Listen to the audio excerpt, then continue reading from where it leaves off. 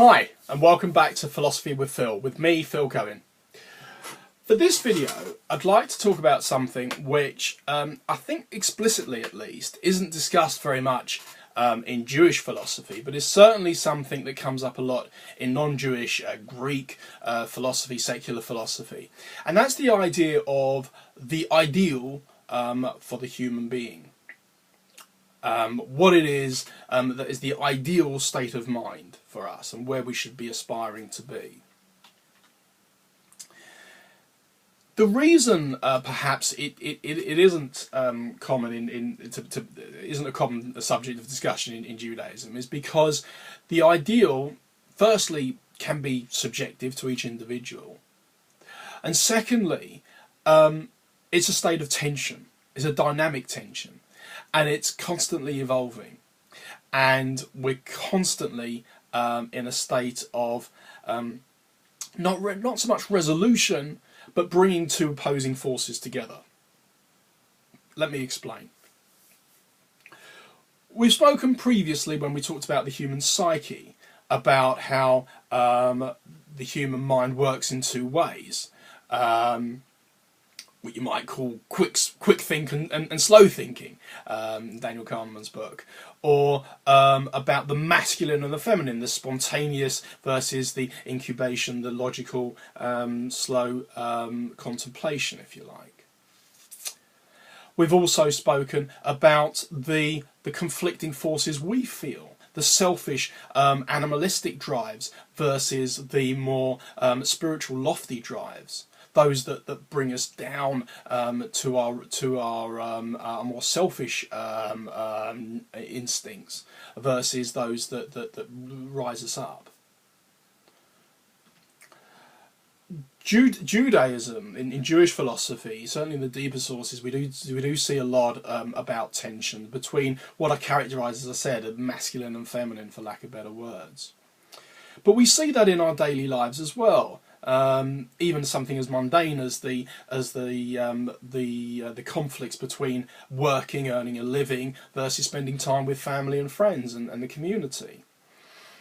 We see that in our lives tension is there, conflicting forces are there.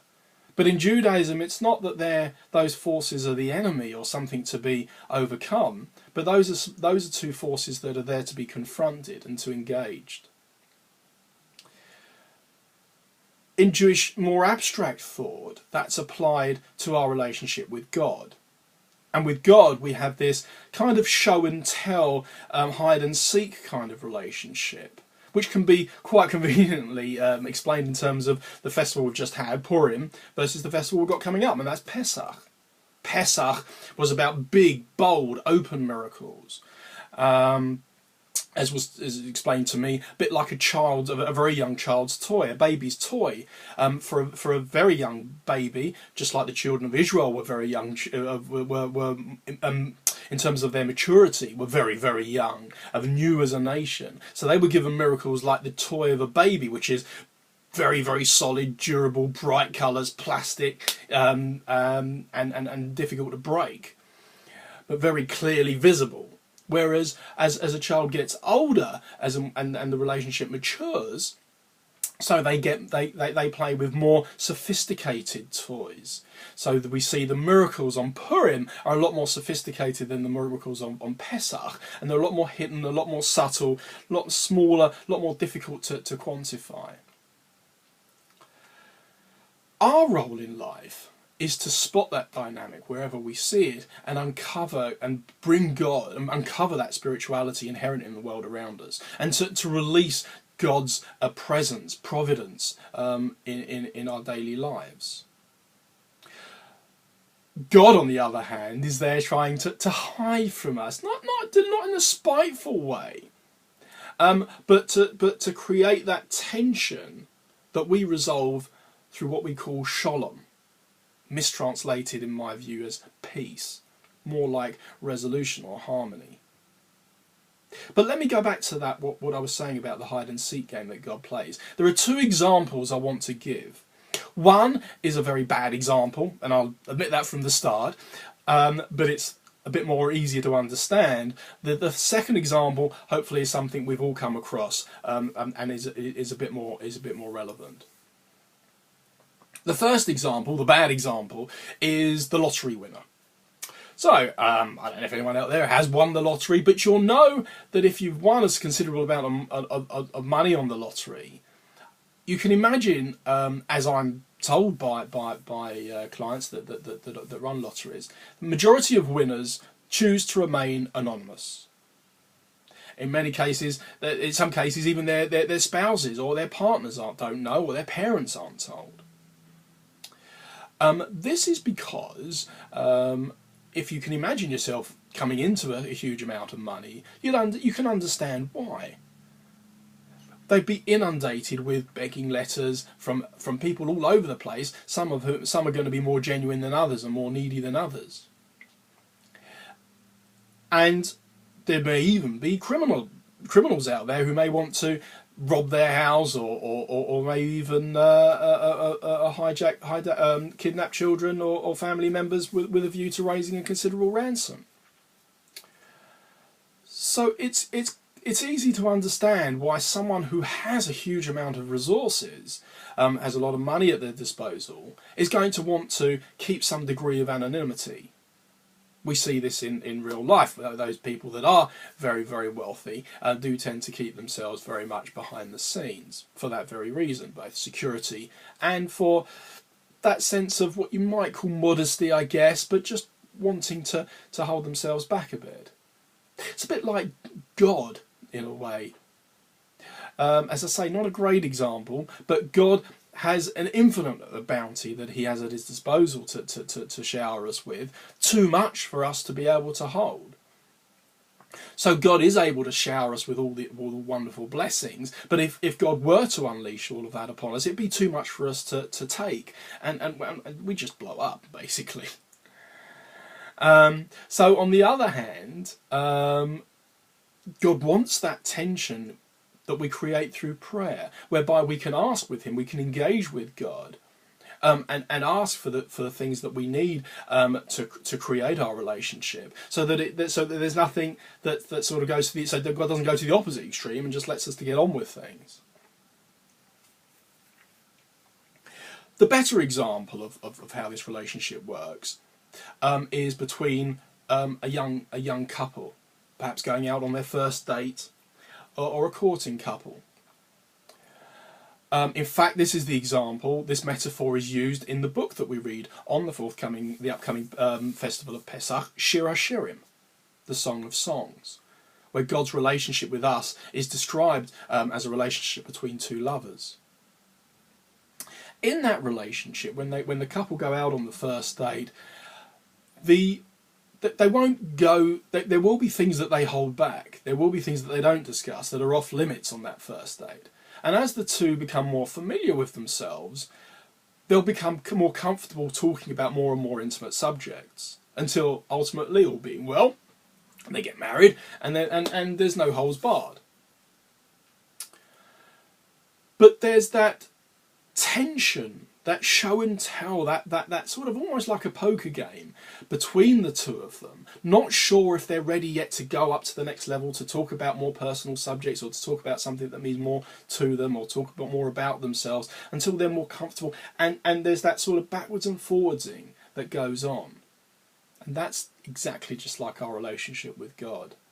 God wants to give us everything, but he knows that he can't. It'd be too much for us to take. And we have to sort of modify our relationship, and we have to be ready to be able to receive God's bounty. And as I say, we do that through prayer. We do that through our ability, and to a certain extent teshuvah as well, repentance, being ready to receive God's magnificence.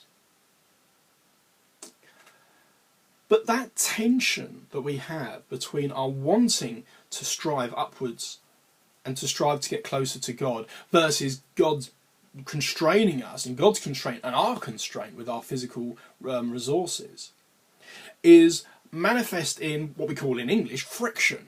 When you get two opposing surfaces rubbing together, you get heat or noise.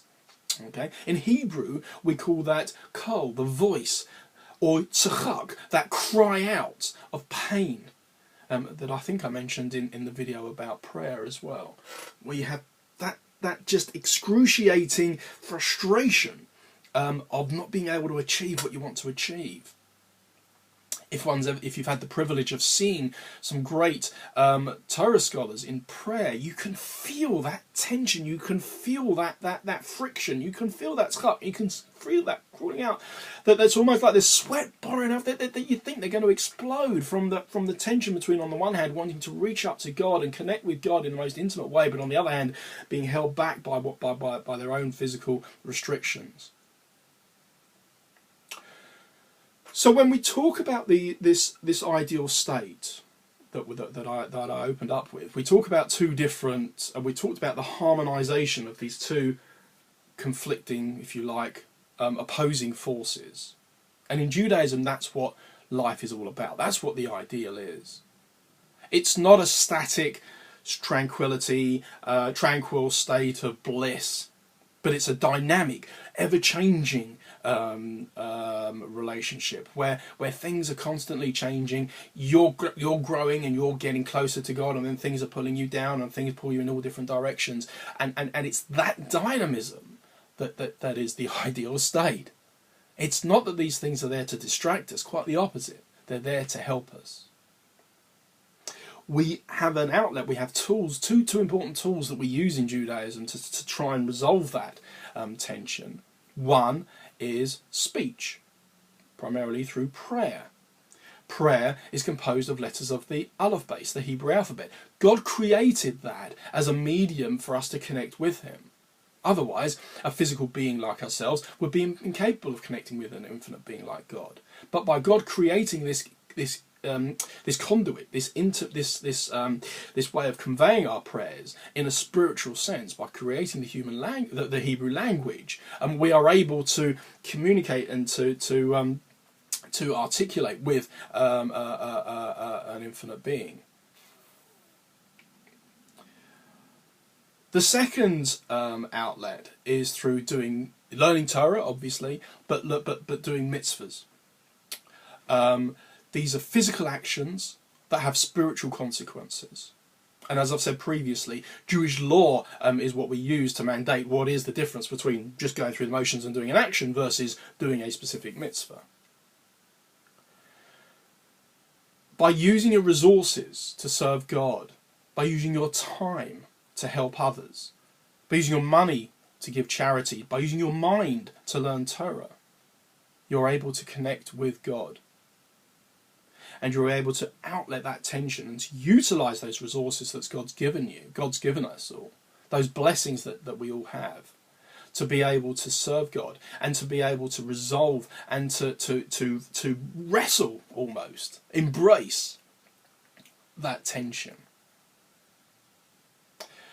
Judaism isn't about perfection. It isn't about bliss and tranquility. Although those are good things as well that we can strive for. Judaism is about dynamism. What we call Shalom, peace, harmonization, isn't a state of affairs. It's a modus operandi, if you like. It's a way of thinking. It's a way of being. It's a way of us using what we have to come ever closer to God.